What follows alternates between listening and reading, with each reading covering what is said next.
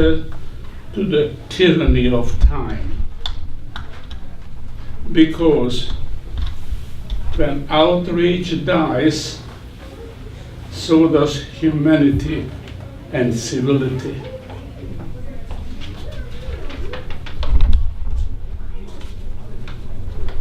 You see, what happened to us did not happen in a jungle surrounded by wild animals who are born to kill in order to survive. As I said before, these atrocities were committed by civilized people who took it upon themselves, who forced human beings to be disposable by the millions. Take what you have heard today and teach the younger generation what have lived through, and that it should never happen again.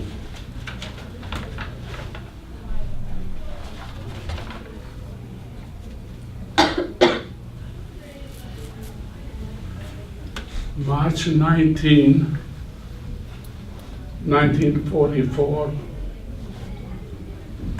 Sunday afternoon,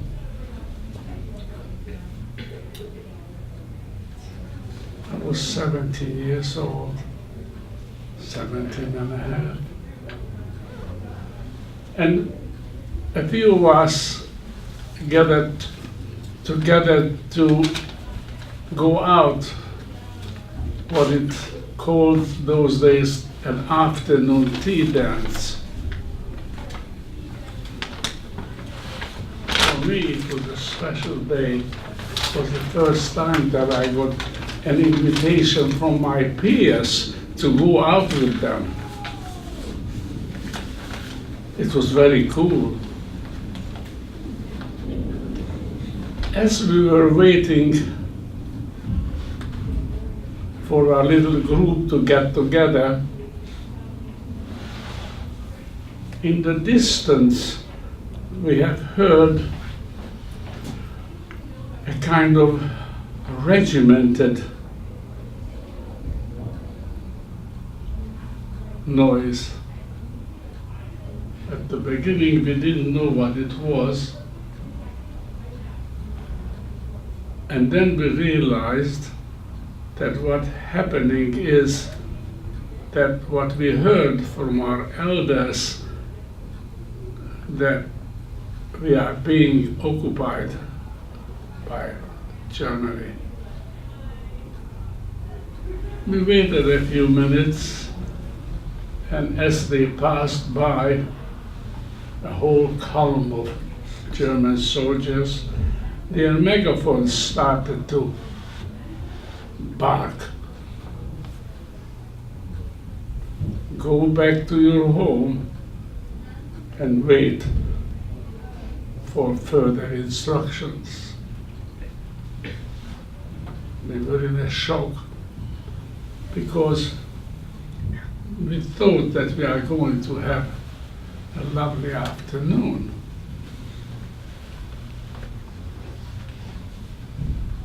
However, we had to follow their instructions, and we waited. We didn't have to wait too long when the first instruction came through that all the Jewish people cannot go out on the market to shop till 11:30 in the morning, so that all the non-Jews have shopped the best that was available on the market.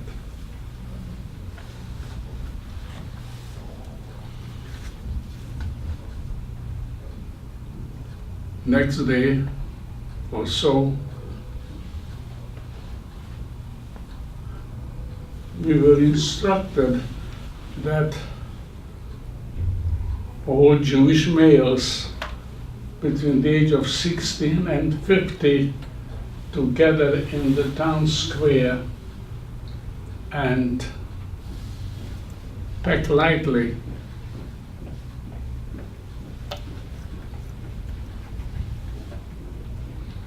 We did that. Took us a while to get organized. All of a sudden, we are being put into a column, and they gave us the marching orders. We marched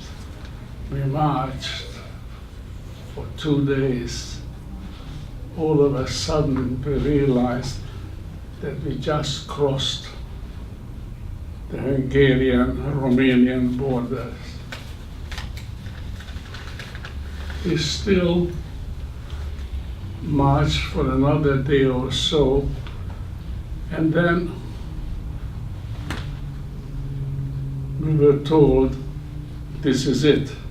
It was a beautiful, picturesque valley, no buildings, just the grass and the sky above.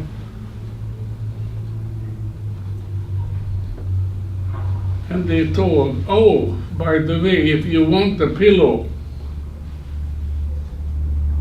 cut out a piece of the ground with the grass on top, and that will be your pillow. We had no blankets. We had no nothing. We were told, pack light.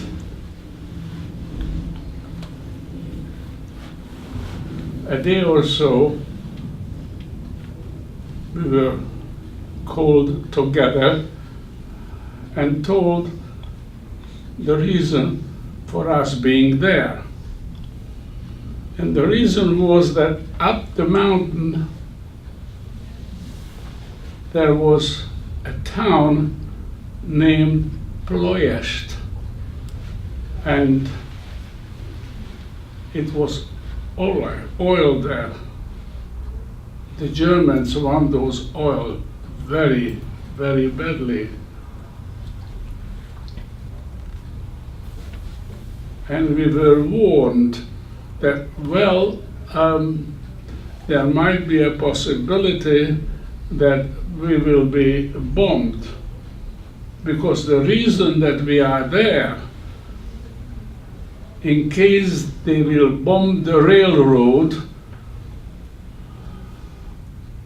we have to replace the railroad lines that was bombed out, and we got some instructions of how to replace the steel lines, 10, 15, some of them 20 feet long, with the nails. And fine, we will do it if we have to. And sure enough, they bombed the railroad. Doesn't matter, it was at night or daytime, and we just heard that where the bomb has fallen, and we had to replace the railroad line.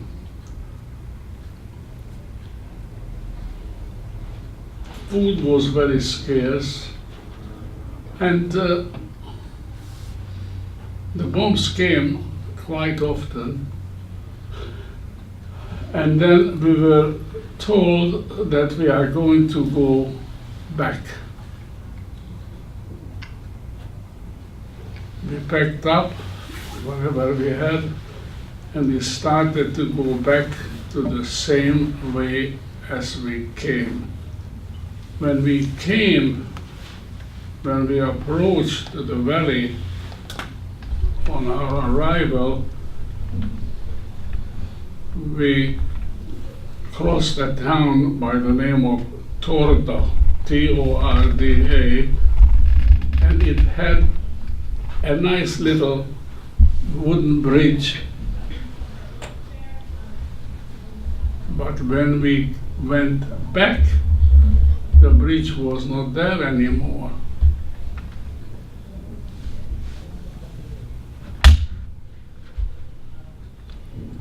the Germans went almost house to house, and they got some boats, flat boats, and they lined it across the river, and they got some very thick planks of wood and put it across they told us to put it across the ships, the boats, and by a miracle it was strong enough to carry the German trucks and all the paraphernalia that they had with them.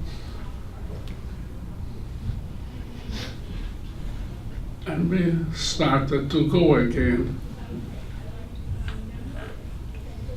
All of a sudden,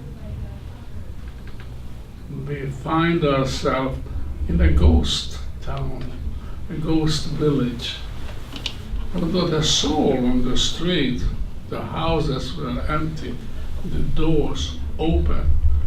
There was only a few chickens, geese running around the street. It was a village type. And we started to catch a couple of them and try to emulate what we have seen at home, and try to get some water and duck the animals in it so that we might have something to eat. And we let us pretty free for a few hours, and again, all of a sudden, into a column and march. We marched. However, we heard tremendous rambling, tremendous noise, tremendous guns against each other. And all of a sudden I look up and I see one of those guns with the holes in it, and I see the bombs coming out of them. And we were together, a few of us, and we were in a shock. By now, we are at the end of the village, and I look down to the friend. He was dead. I looked to the other side. He was dead. I saw that actual combat between the two fractions. And I saw the bullets ricocheting off the tombstones. And I kept on going, and I kept on going. And I find myself in a beautiful meadow. The grasses were up to my knees. And I kept on going. Nobody stopped me.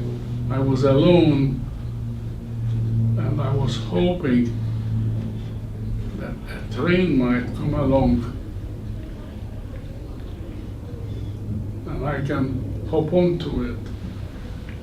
My prayers were really answered, because there was a freight train come by very slowly, because they knew that they are in the middle of the front. And I hopped on the train. Where I was going, I had no idea. But thank God, at least I was moving. Lo and behold, it was late evening. I find myself in the capital of Hungary, in Budapest. The town was completely blacked out. Not a light anywhere. And I remember my sister lived where she lived. And I started out in that direction. I found the house. As a child, I had a very bad habit. I used to drag my heels.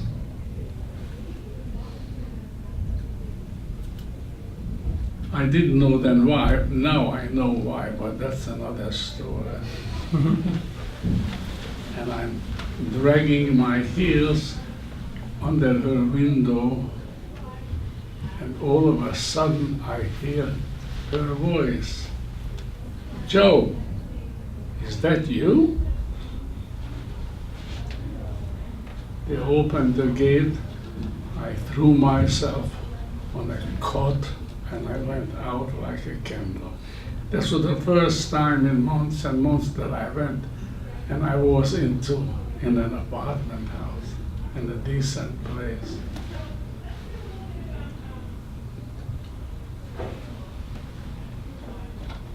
Next morning, I hear a tremendous voice screaming in German, in Hungarian, heraus, heraus. Get out, get down. And I was in a stupor. For minutes I didn't know where I was. And we all started to go down into the square of the apartment house. A typical Hungarian apartment house is 3 floors high and the center court.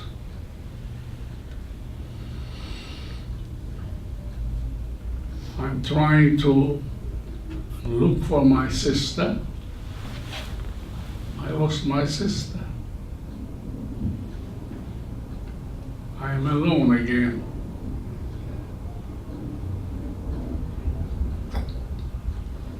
Most of the people were taken and put into columns and taken away. I managed to sneak out from that group, and I was on the street.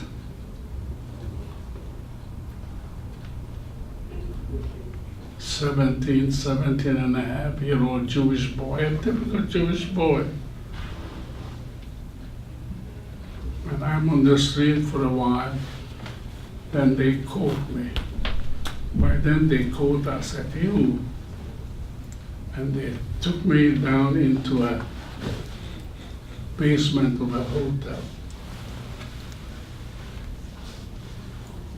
They beat, excuse my English, they beat the hell out of me.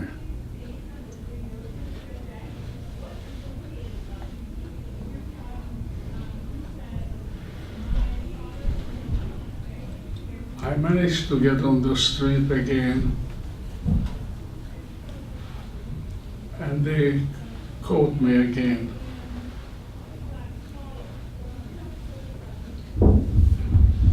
This time, they put us in a dinghy, in a little boat, and they took us to the other side of the Danube. We realized that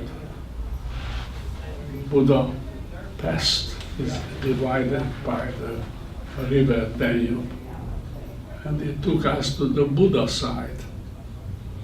When we arrived,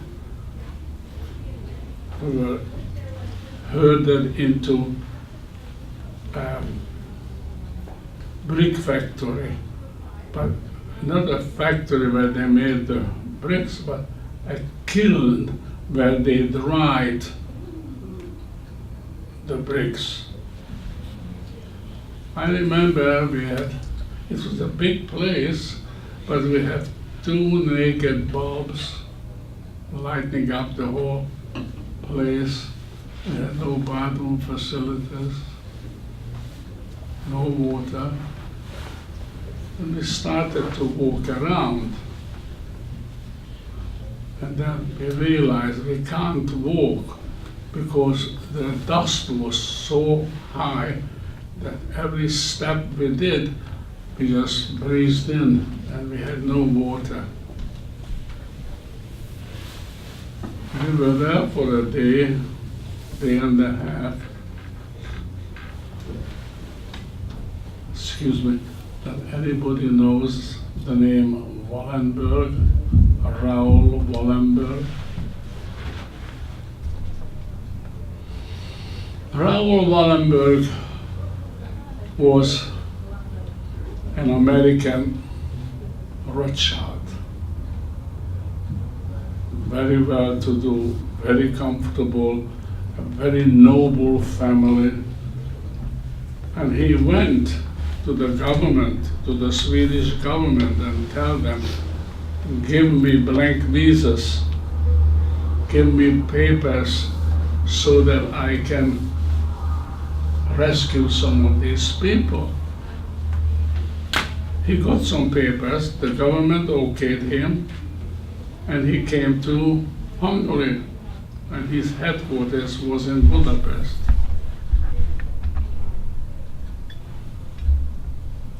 And all of a sudden, one morning, we hear a tremendous bang on the gate of the kiln. Sure enough, there is Wallenberg in a small truck with some help to help him. Rabbi Asher Harrison. Excuse me. And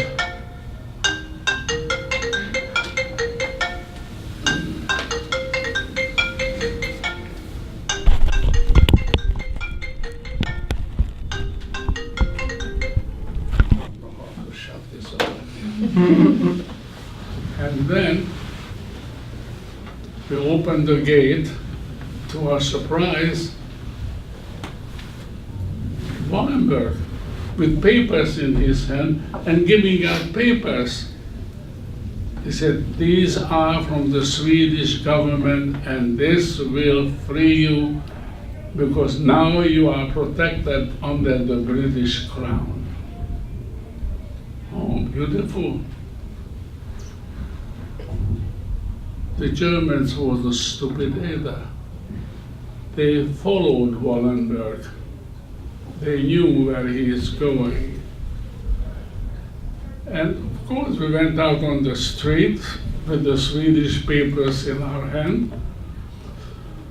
And the German says, papers, papers, identification papers. They took the Swedish papers from us and tore it up.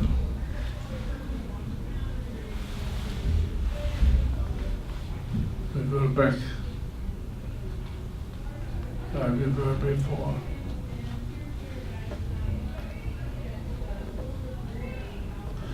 This time, quite a few of us in that kiln, and we were on the street, and the Germans and the Hungarians herded us into a column and marched. And we marched on the Pest side. We came back to the Pest side, and we were marching in the middle of the road. People stopped looking at us like we are some animals from the Barnum and Bailey circus arrived in town. Nobody did anything. And then we arrived at a corner house. I don't know 100% it was number 9 or number 10, Telekiter. The apartment house was empty, not a soul in it, and we were told, go and find a place and go there. We went there, we fought a little bit somewhere, somebody was lucky enough to find a bed, but most of us just slept on the floor. We were glad that at least we have a roof over our head. Next morning, we were told to come down to the square downstairs, to the apartment squares, and line up. Line up. Put your left hand out, and the person at the end of your left hand stood there, and so forth and so forth. And we had lines and lines and lines. We were really baffled. We didn't know, what is this, something new? All of a sudden, a German SS man started to walk behind the people. Every 10 person was shot dead from the back.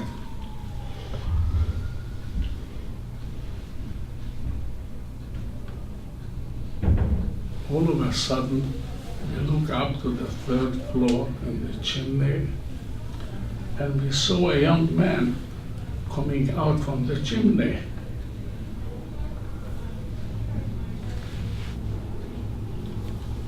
And the Germans followed our eyes. They shot him. He rolled on the top of the house, and he fell down 3 flights, and he fell like a bag of potatoes. He was dead.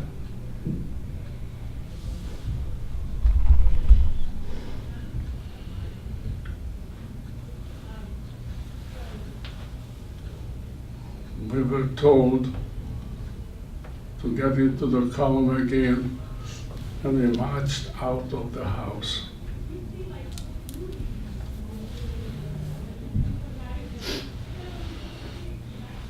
This time, they took us into the ghetto,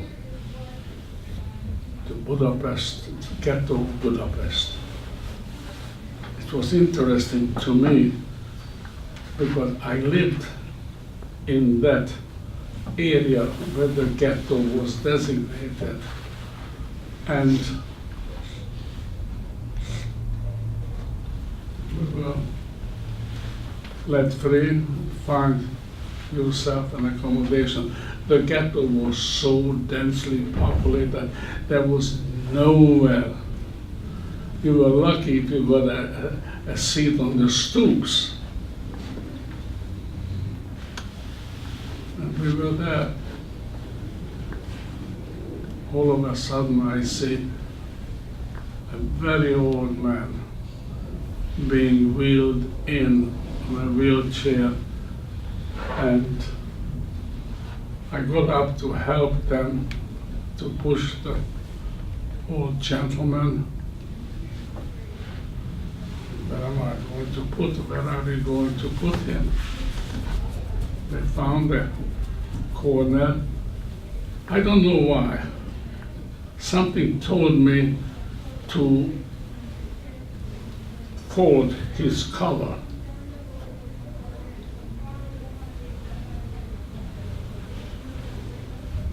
And he was full of lice.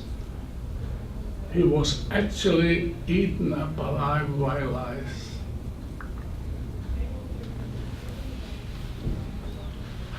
There's nothing one can do. And we were there for a while, trying to get some food.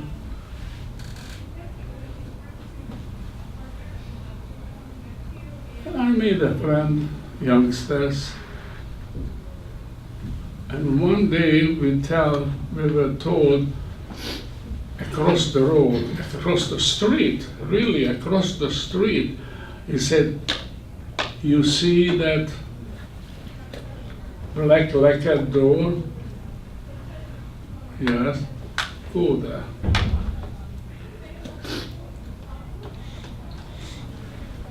We went there. There was about 30 or 35 toddlers in their feces. without any diaper, some with dirty diapers. They're screaming, they're hungry.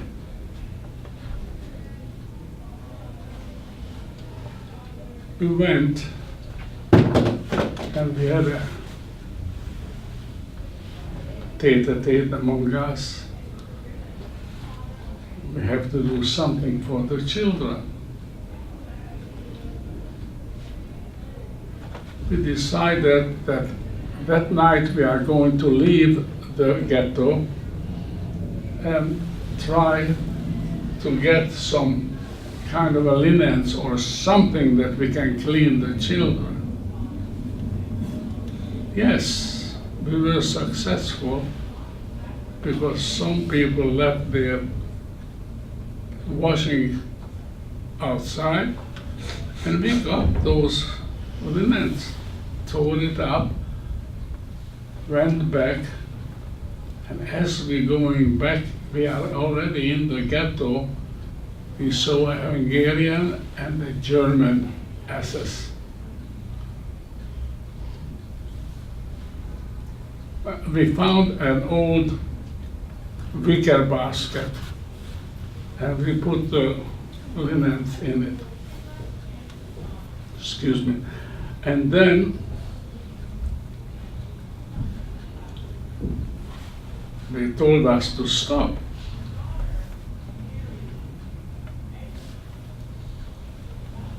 Who are you? How come? You are on the street after the curfew. What is in the basket?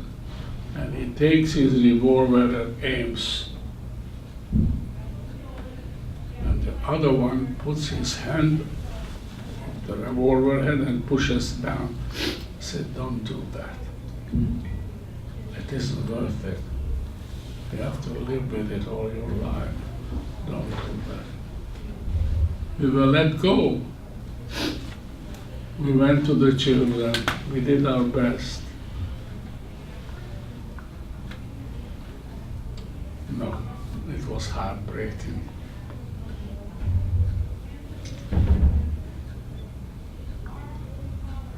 By then, it was October, November. In Hungary, the winter begins. And we were told that there are people who died normally, people who lived outside the ghetto and inside the ghetto, that now we have to go and collect those dead bodies off the street and put it into empty stores and 5 across to the ceiling. You see, by then, Budapest was surrounded by the Russians. They couldn't go and bury their own dead. And that's what we were told to do.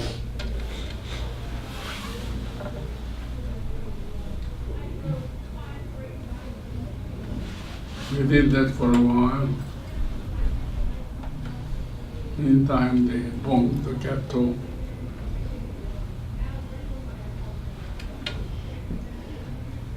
And we were told we got some wheelbarrows and boxes, and we had to go down on the street and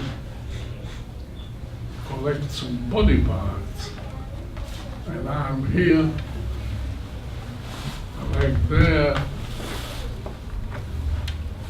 and we put them in one of the stores, piece by piece. There was nowhere else to put them.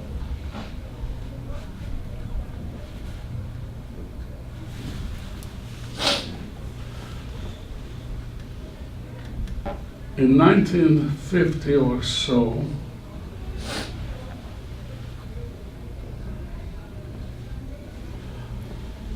we have decided with my family, we are still in Germany, that we are going to try to get into America. We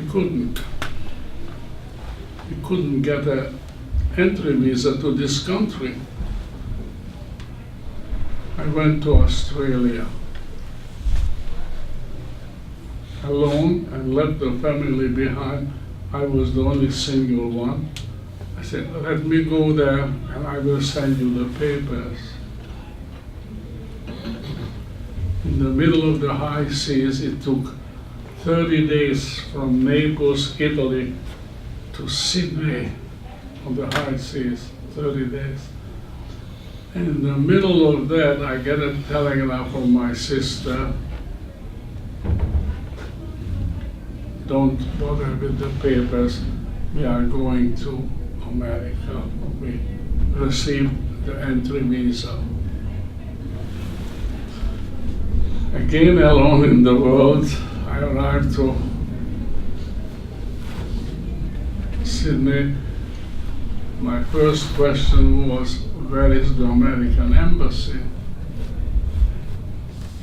I was told. I went to the American embassy. Mr. Ungerleider, sit down. I sat down. I kept on saying, I want to go to America to my sister.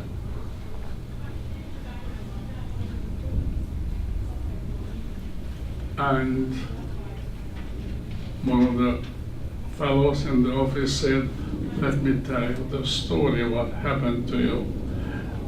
The moment you have stepped on that English boat, you lost your displaced personship, you became a Hungarian, period. And the Hungarian quota is very limited.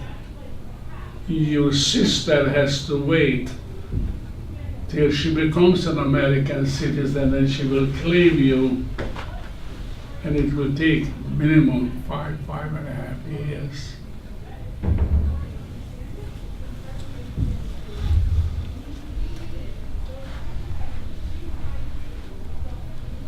I was painting and working in Australia. I worked in a very exclusive shoe store, John Hunter. And one day I'm coming back from lunch.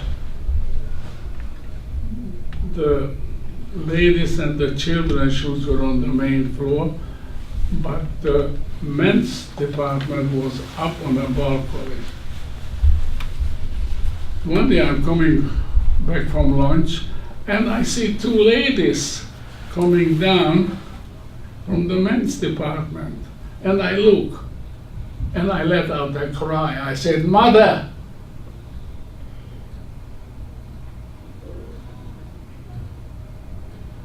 The lady looks at me, bewildered. She managed to say, no English. I said, "I understand. But Mother, look at me." And I said my Hebrew name, Yosele, Joe. And the lady says, "Me, Greece." There's two ladies from Greece visited the country, and one looked identical as my mother. The point I'm trying to make is that, you see, all these years we looked, we listened whenever a group of people came together. That might be a miracle.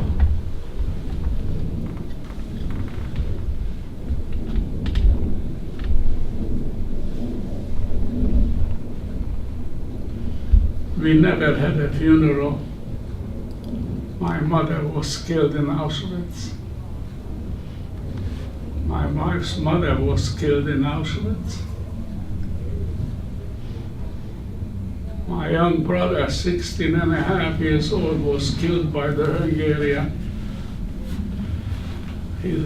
His feet was frozen and he couldn't march, and he was shot on the side of the road.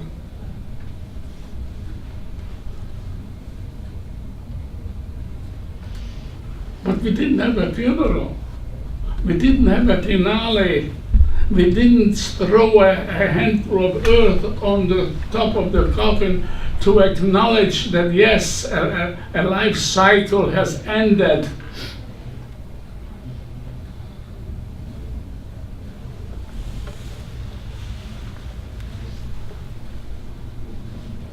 And unfortunately, this haunted us for years.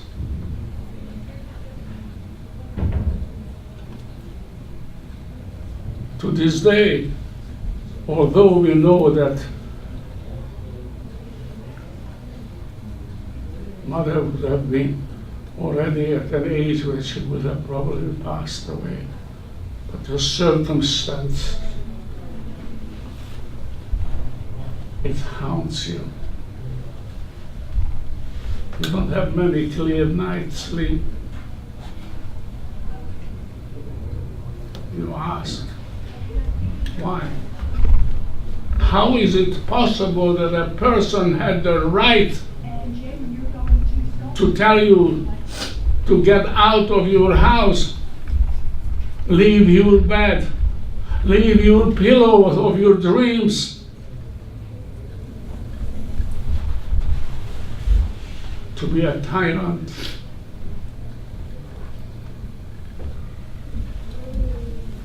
And as I said before, to dispose of you like a disposable nothing.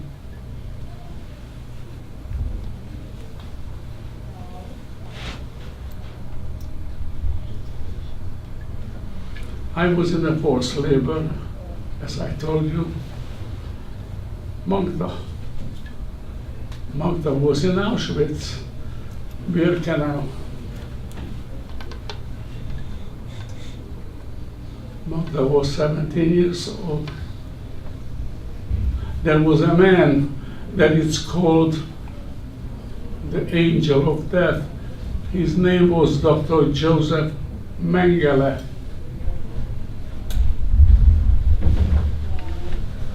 Does that mean anything to her?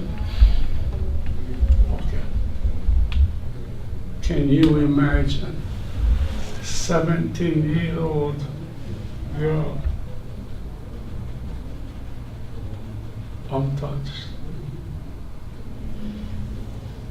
ever,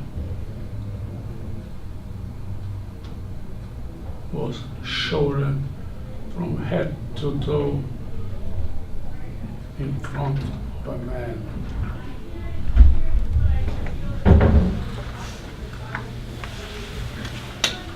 And this is the side we went through without food, without water.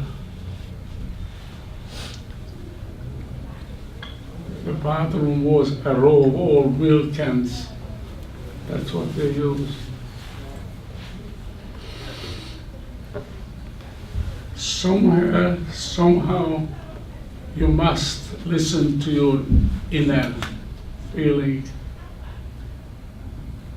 It tells you something. Magda and her sister went in line in front of Mengele 3 times, hoping that he will choose them, you to the left, you to the right. If you went to the right, you went to the gas chamber.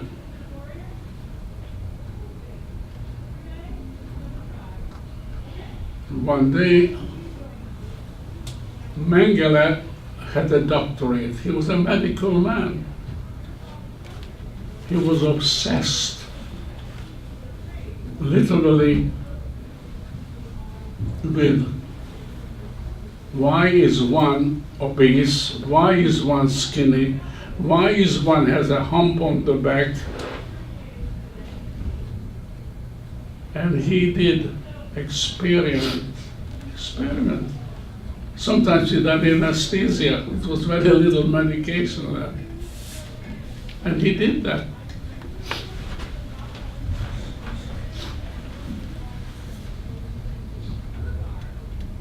Magda was lucky with the sister. They stood in line. Listen to this and feel these words. A mother is standing with two of her girls. And Mengele was studying somebody. And the girls sneaked to the other side. That was the last time they saw their mother.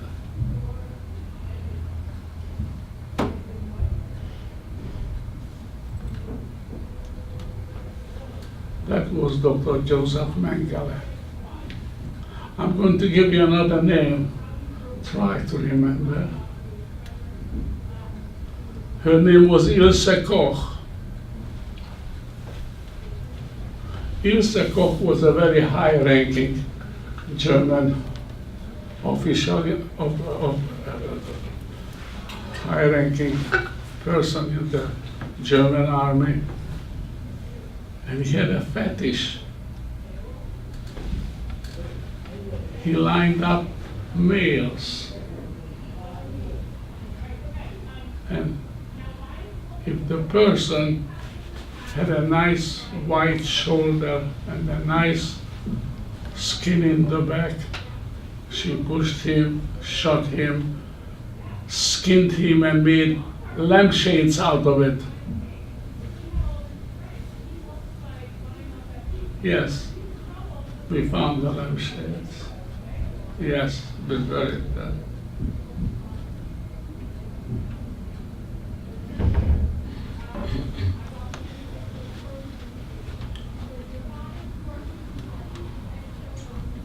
It is up to you. It's a big responsibility to try. That should never happen again. Nobody has the right to be a tyrant. Nobody has the right to tell you to do things that is not right.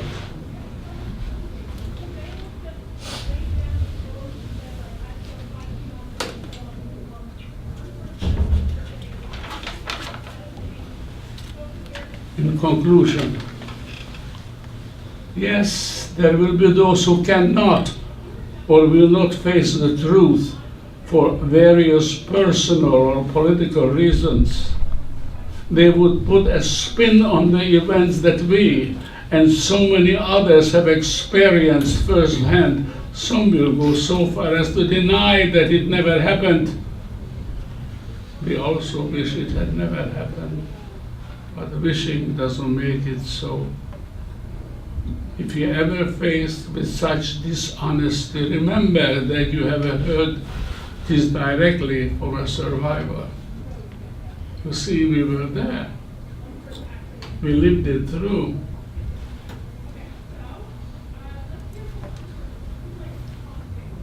Please remember that those that do not learn from the past are destined to repeat it.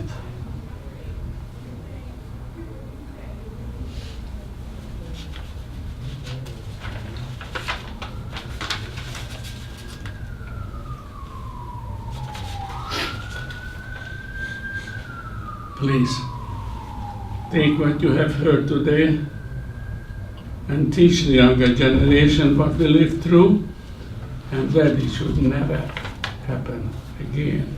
You have to realize that people must realize that once a beating heart, we are all the same. We suffer when we are in pain and we rejoice when we are happy. The green eyes, the brown eyes, the gray eyes, and yes, even the blue eyes. And you know who the blue eyes are. See life in the same way, but how we react to what we see is the difference for humanity.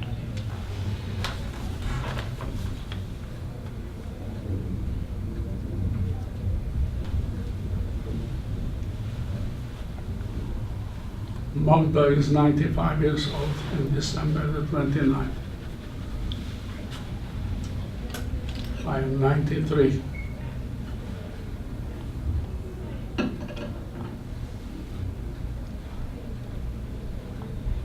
Magda suffers from dementia.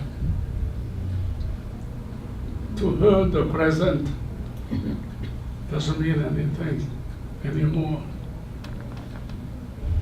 The past is vivid.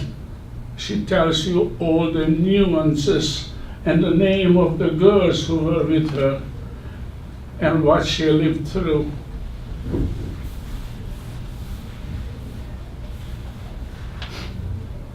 And we are going, every time we get a phone call, and we're still going, because we believe in it. The youngsters, the whole world is yours. It depends what you do with it. Have the guts to fight what is wrong.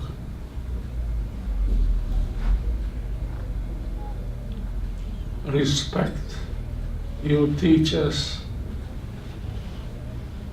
Really respect them, because they are what I call the fertilizers of your brains.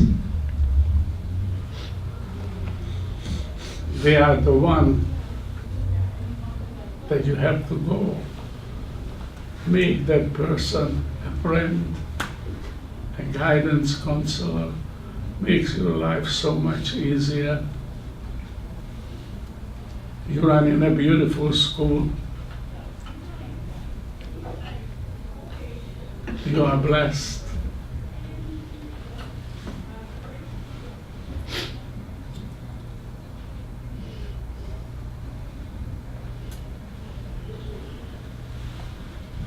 Think of those who are not in this school.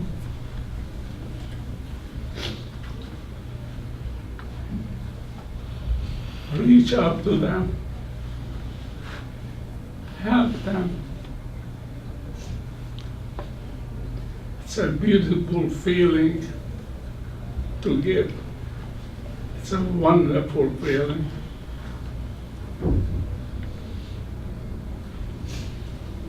I would like to open the question and answer period.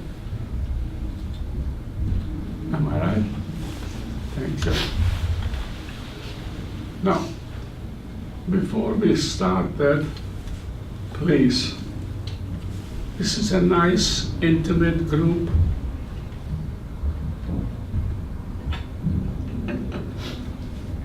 I don't want any one of you to go home tonight and put your head on the pillow and say, oh, darn it, I should have asked him this or that. There is no stupid questions. Yes, because where you are, you have a responsibility. Yes, character. Character is much higher than a pedigree.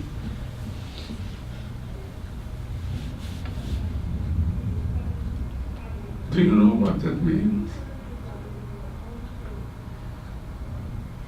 Character is the crown that you wear. Pedigree, yes, you have inherited. Okay, fine, it's nice. But what you do in life is counts.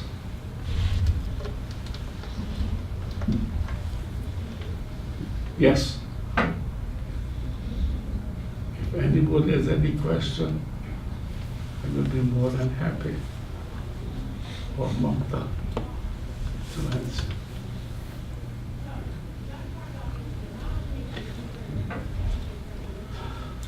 Yes. In this class, we've talked about justice. Pardon? In this class, we've talked a lot about justice and how people have gained justice from Nazis. What do you think? Like, we read a newspaper article about how a Nazi criminal from America was brought to Germany recently. What are your thoughts on that? So she's saying about justice. So there was a Nazi war criminal who had been in the concentration camp in Queens, and he was sent back to Germany to face trial, and he's 95. Do you think that that's justice? And or how can we deal with the wrongs of the Holocaust? What is justice in that sense? Thank you for the question.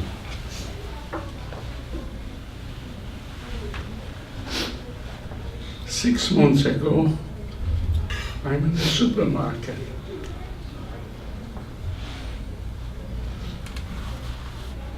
And I like to, and I did a lot of playing around in the kitchen with Magda. And I have discovered a barbecue sauce.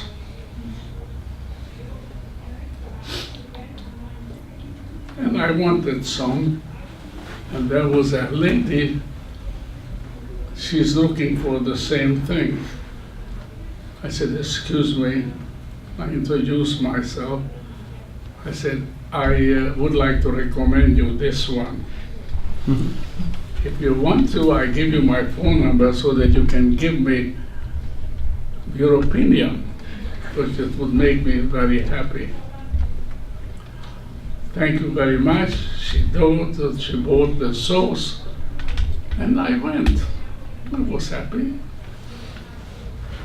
I am checking out.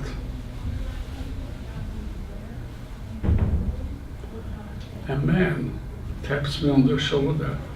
Joe? I said, yes. Joe, thank you very much for helping my wife to choose a barbecue sauce. What is your name? Me? Emily? Emily? Emily, as the man speaks to me, I see the man in an SS uniform. I shivered. I turned around. I said, excuse me. And I just turned around. My answer to you is, these people have to pay for their sins. They did horrible things. Never forgive. Never forget. However,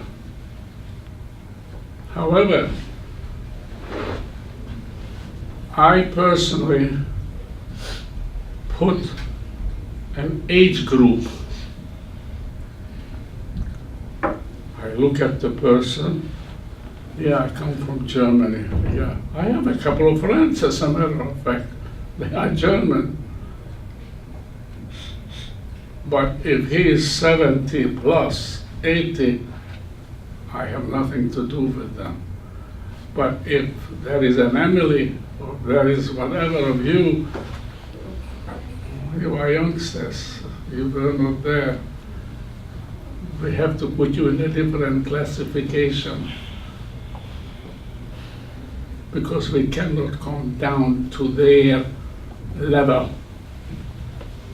Just because, as I said before, pedigree. You understand? Character, yes. Pedigree doesn't mean much. Thank you, Emily.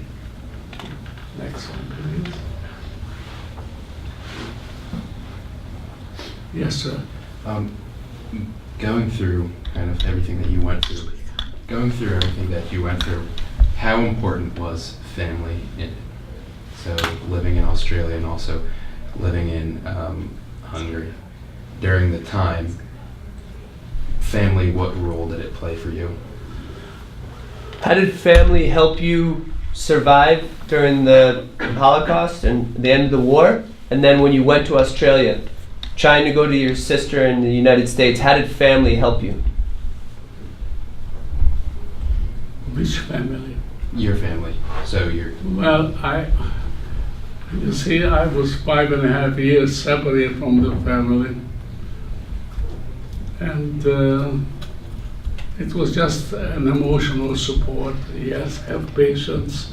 Yes, go to school and try to be the best that you can. And yes, I got moral and emotional support. However, what's your name? Patrick. Patrick? Patrick is what you are. Patrick, you must study yourself. You must listen to your guts.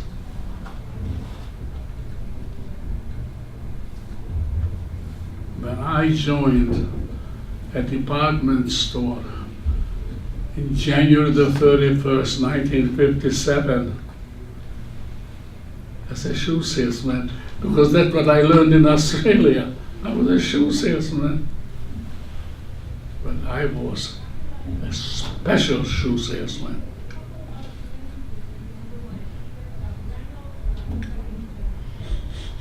When a person came in and one feet was shorter than the other, I sold that person 2 pairs of shoes, one a high heel and one as a medium heel, so that I tried to balance her walk.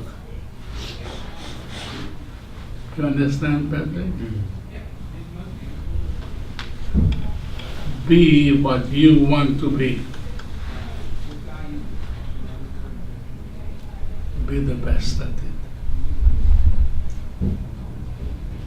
You understand? Yeah. Go through hell and high water. Nobody looks into your stomach. If it's hot dog again, it's hot dog, big deal. But when you're finished, you can have the best steaks because you worked for it. Thank you for your question. Yes, dear. Before the Germans had invaded your hometown, did you guys have information of what was going on in other places?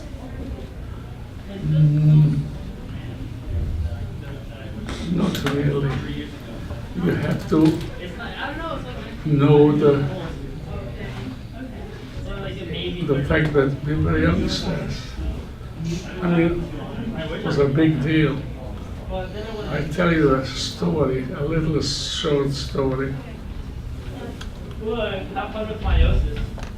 One Friday afternoon, I come home from Hebrew school, and my father takes me on his lap. What kind of a portion are we going to read from the book of Moses? Because every Saturday we read a portion from the book of Moses. And then I taught him this and this and this. Daddy says to me, "Are you sure? Joe, are you sure that this is what we are going to read tomorrow?" I said, "Yes." Everything was all right. I thought that my father forgot. Comes Sunday morning, he says to me, "Joe, I would like to take you to Hebrew school." Oi! No, I knew that father remembered that Friday I gave the wrong information. He takes me to school. he meets my teacher, Mr. Stern. I want to talk to you. How come that Joe told me that this and this part of the story is going to be read from the 5 Book of Moses? Oh, Mr. Ungerleider, Joe wasn't in school Friday. I played soccer.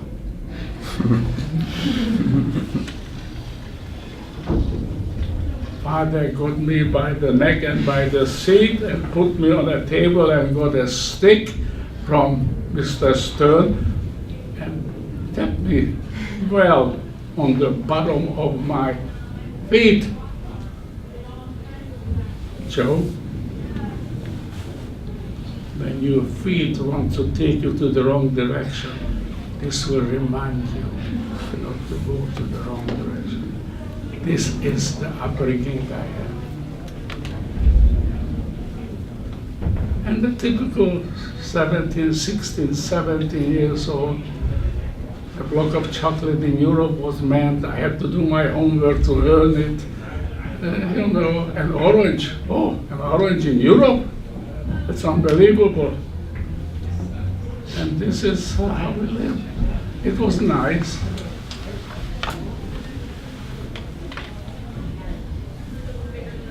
But we paid. And we have to be always aware of the consequences of what we are doing. You understand? As I told you before, this is a beautiful school.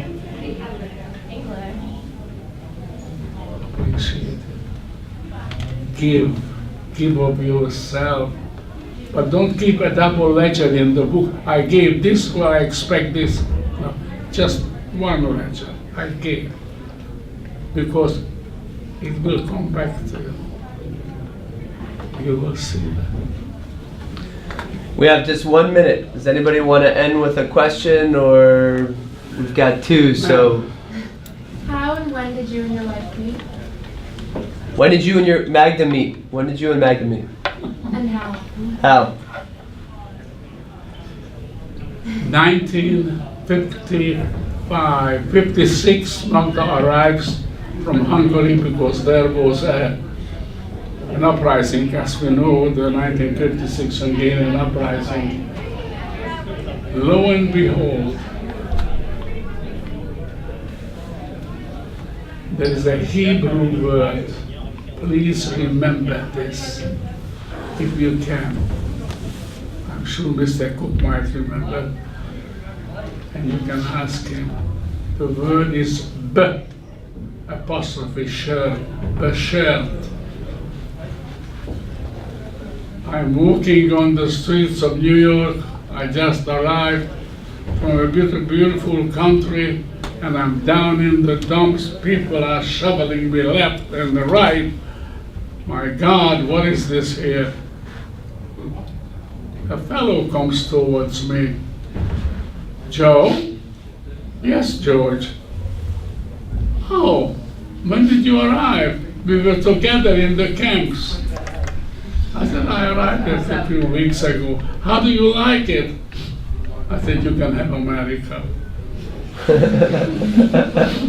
You can have it. Look what's going on around you here. It's a shovel people and pushing people. Okay, you will see. You will get used to it. Never. I go back to Australia. No. Now, he says to me, here's a phone number. Call this phone number.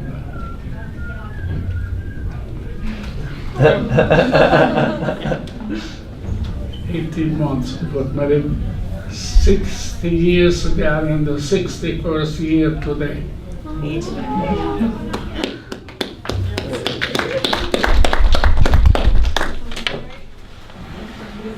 Yeah, we just have a minute. Is that okay? Yes, please. Yes. Were you still in the ghetto when you were freed? Where were you? Like, When the Soviets came, when the Soviets invaded Budapest, Yes. were you in the ghetto? Or Yes. when were, yes, you're still in the ghetto? Yes, this is a very interesting question. It was a horrible experience. These people were nothing but animals. They were raping people left and right. They were stealing the jewelry, the watches, everything of people. It was a horrible, horrible experience. I had an experience that's not for publication.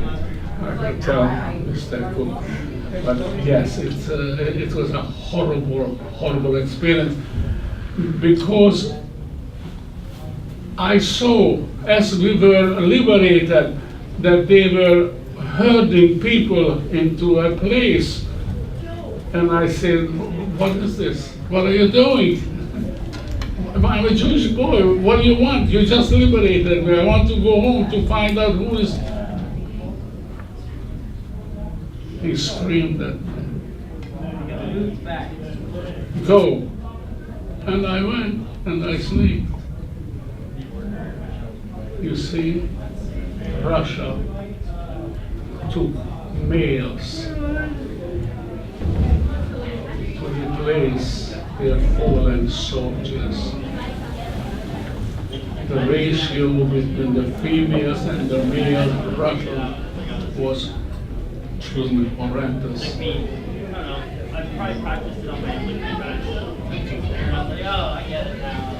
All right. Thank you, Gail. Thank you, Vicky. Thank you, Magda. And thank you so much, Joseph. This is amazing. We really appreciate you coming out and sharing your experience with our kids. Thank you. I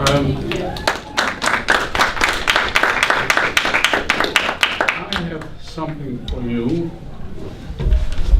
This I would like you. This is for your next class. Okay, we'll cover it. And analyze that. And then I wonder if you would be interested course. in this. Yes. And then you can use this as an introduction. This is great. You say, I'm very proud of this. I wrote this. Thank you, Joseph. Thank you very much. Now,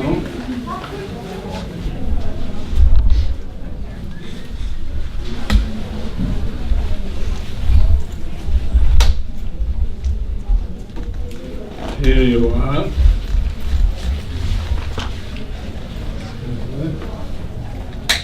Now, one more minute. I might have. Of course.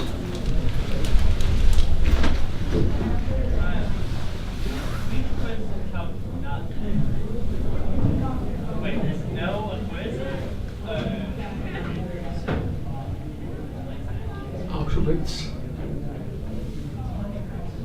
This is what Magda wore in Auschwitz when she was shaved and her hair cut. Yes.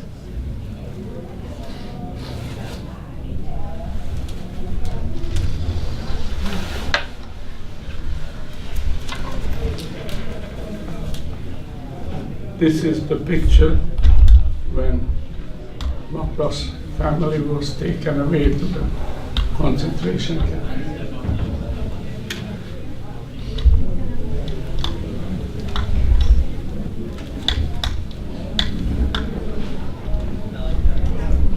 You see, Magda was working for 13 months, cleaning bomb shelves with mustard gas. And she was, her teeth rotted away from the mustard gas. And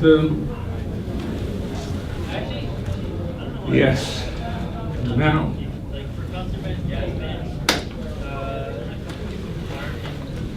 fast.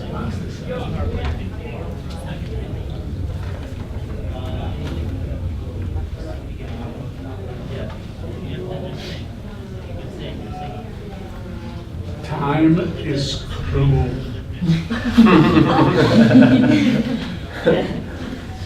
That was my first picture after the camp. Yes. So, again, I would like to thank you for your time, for your patience, and I'm sure that, I meant to do something. However, you have all my information.